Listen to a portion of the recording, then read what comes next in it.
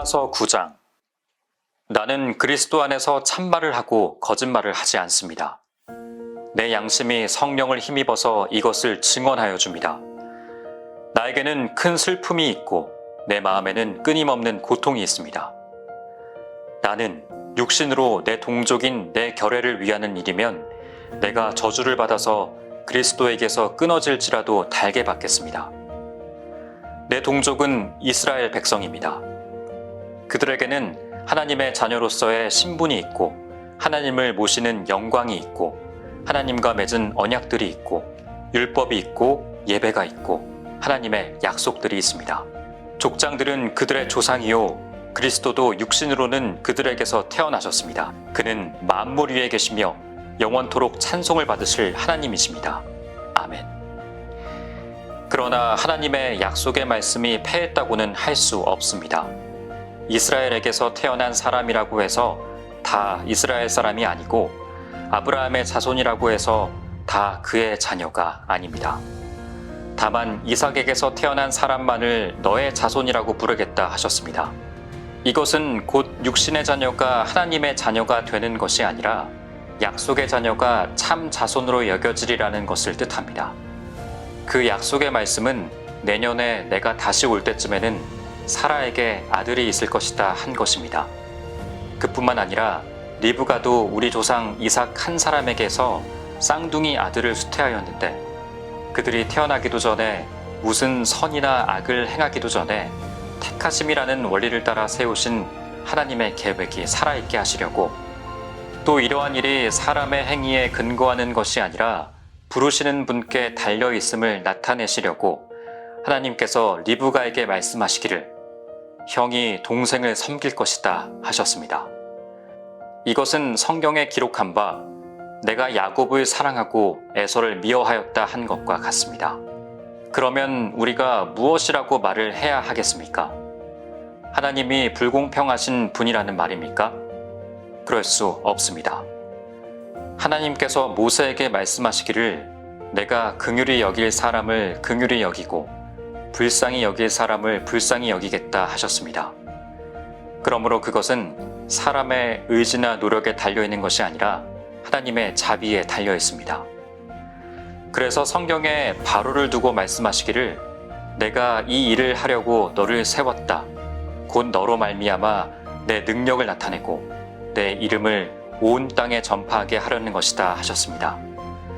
그러므로 하나님께서는 긍휼히 여기시고자 하는 사람을 긍휼히 여기시고 완악하게 하시고자 하는 사람을 완악하게 하십니다. 그러면 그대는 내게 이렇게 말할 것입니다. 그렇다면 어찌하여 하나님께서는 사람을 책망하시는가? 누가 하나님의 뜻을 거역할 수 있다는 말인가? 오 사람아, 그대가 무엇이기에 하나님께 감히 말대답을 합니까? 만들어진 것이 만드신 분에게 어찌하여 나를 이렇게 만들었습니까? 하고 말할 수 있습니까? 토기장이에게 흙 한 덩이를 둘로 나누어서 하나는 귀한 데 쓸 그릇을 만들고 하나는 천한 데 쓸 그릇을 만들 권리가 없겠습니까? 하나님께서 하신 일도 마찬가지입니다.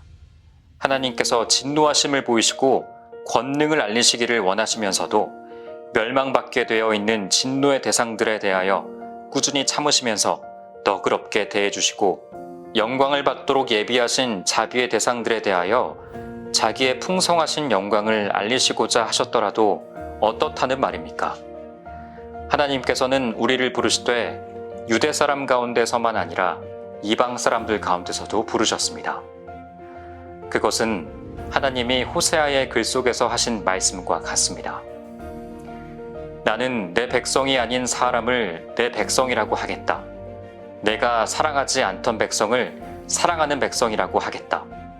너희는 내 백성이 아니다 하고 말씀하신 그곳에서 그들은 살아계신 하나님의 자녀라고 일컬음을 받을 것이다.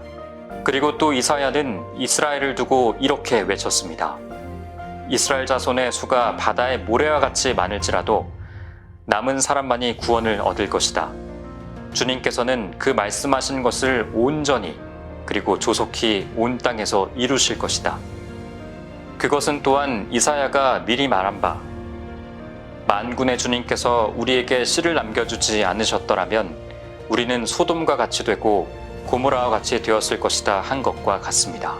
그러면 우리가 무엇이라고 말해야 하겠습니까? 의를 추구하지 않은 이방 사람들이 의를 얻었습니다.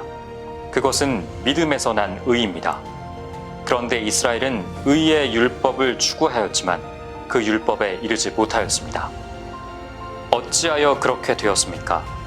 그들은 믿음에 근거하여 의에 이르려고 한 것이 아니라 행위에 근거하여 의에 이르려고 했기 때문입니다. 그들은 걸림돌에 걸려 넘어진 것입니다. 그것은 성경에 기록한 바와 같습니다. 보아라, 내가 시온에 부딪히는 돌과 걸려 넘어지게 하는 바위를 둔다. 그러나 그를 믿는 사람은 부끄러움을 당하지 않을 것이다. 로마서 10장. 형제 자매 여러분, 내 마음의 간절한 소원과 내 동족을 위하여 하나님께 드리는 내 기도의 내용은 그들이 구원을 얻는 일입니다. 나는 증언합니다. 그들은 하나님을 섬기는 데 열성이 있습니다. 그러나 그 열성은 올바른 지식에서 생긴 것이 아닙니다. 그들은 하나님의 의를 알지 못하고 자기 자신들의 의를 세우려고 힘을 씀으로써 하나님의 의에는 복종하지 않게 되었습니다. 그러므로 그리스도는 율법의 끝마침이 되셔서 모든 믿는 사람에게 의가 되어주셨습니다. 모세는 율법에 근거한 의를 두고 기록하기를 율법을 행한 사람은 그것으로 살 것이다 하였습니다. 그러나 믿음에 근거한 의를 두고는 이렇게 말합니다. 너는 마음속으로 누가 하늘에 올라갈 것이냐 하고 말하지 말아라. 그것은 그리스도를 끌어내리는 것입니다. 또 누가 지옥에 내려갈 것이냐 하고 말하지도 말아라. 그것은 그리스도를 죽은 사람들 가운데서 끌어올리는 것입니다. 그러면 그것은 무엇을 뜻합니까? 하나님의 말씀은 내게 가까이 있다, 내 입에 있고 내 마음에 있다 하는 말씀이 있습니다. 이것은 우리가 전파하는 믿음의 말씀입니다. 당신이 만일 예수는 주님이라고 입으로 고백하고 하나님께서 그를 죽은 사람들 가운데서 살리신 것을 마음으로 믿으면 구원을 얻을 것입니다. 사람은 마음으로 믿어서 의에 이르고 입으로 고백해서 구원에 이르게 됩니다. 성경은 그를 믿는 사람은 누구나 부끄러움을 당하지 않을 것이다 하고 말합니다. 유대 사람이나 그리스 사람이나 차별이 없습니다. 그는 모든 사람에게 똑같이 주님이 되어주시고 그를 부르는 모든 사람에게 풍성한 은혜를 내려주십니다. 주님의 이름을 부르는 사람은 누구든지 구원을 얻을 것입니다. 그런데 사람들은 자기들이 믿은 적이 없는 분을 어떻게 부를 수 있겠습니까? 또 들은 적이 없는 분을 어떻게 믿을 수 있겠습니까? 선포하는 사람이 없으면 어떻게 들을 수 있겠습니까? 보내심을 받지 않았는데 어떻게 선포할 수 있겠습니까? 성경에 기록한 바 기쁜 소식을 전하는 이들의 발걸음이 얼마나 아름다우냐 한 것과 같습니다. 그러나 모든 사람이 다 복음에 순종한 것은 아닙니다.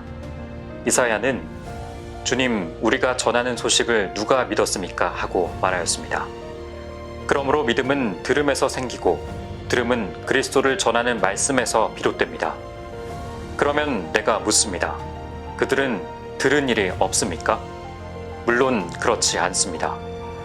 성경 말씀에 그들의 목소리가 온 땅에 퍼지고 그들의 말이 땅끝까지 퍼졌다 하였습니다. 내가 다시 묻습니다. 이스라엘이 알지 못하였습니까? 이에 대하여 하나님께서 먼저 모세를 통하여 이렇게 말씀하셨습니다. 나는 내 백성이 아닌 사람들로 너희의 질투심을 일으키고 미련한 백성들로 너희의 분노를 자아내겠다. 또한 이사야는 매우 담대하게 이렇게 말씀을 전하였습니다.